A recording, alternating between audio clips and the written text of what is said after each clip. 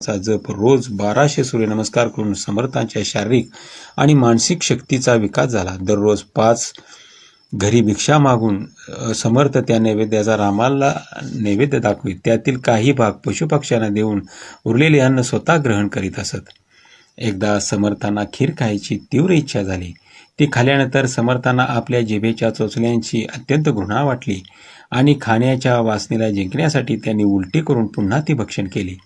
समर्थांनी आपल्या वासनेवर अशा तऱ्हेने अंकुश मिळवला. समर्थ रामदासांनी 12 वर्ष कठोर उपासनेत व्यतीत केली.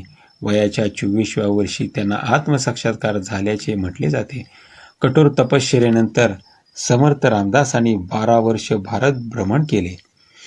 अवघा हिंदुस्थान ते फिरले. संपूर्ण भारताचे आणि तेथील लोकस्थितीचे निरीक्षण केले. या भारत भ्रमणादरम्यान ते हिमालयात गेले. त्या ठिकाणी त्यांना प्रभू रामचंद्रांचे दर्शन घडले. आपल्या देहाबद्दलची त्यांची आसक्ती नाहीशी झाली. त्यांना आत्मसाक्षात्कार झाला. भारत भ्रमण करत असताना समर्थ रामदास स्वामी आणि शिखांचे 6वे गुरु हरगोविंद यांची भेट झाली. समर्थांनी त्यांच्या समेत अमृतसर येथील सुवर्ण मंदिरात 2 महिने वास्तव्य केले. भारत भ्रमणाच्या अखेरीस समर्थ 36व्या वर्षी महाराष्ट्रात परतले. पैठणला ते एकनाथांच्या वाड्यात उतरले.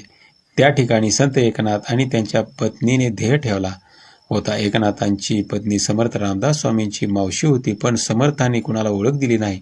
आपल्या जाम गावातील घडामोडी त्यांना समजल्या. गावातून निघाल्यानंतर त्यांचा कोणाशीच संपर्क नव्हता. आई अंध झाल्याचे समजल्यामुळे ते जाम येथे गेले. आईला भेटले.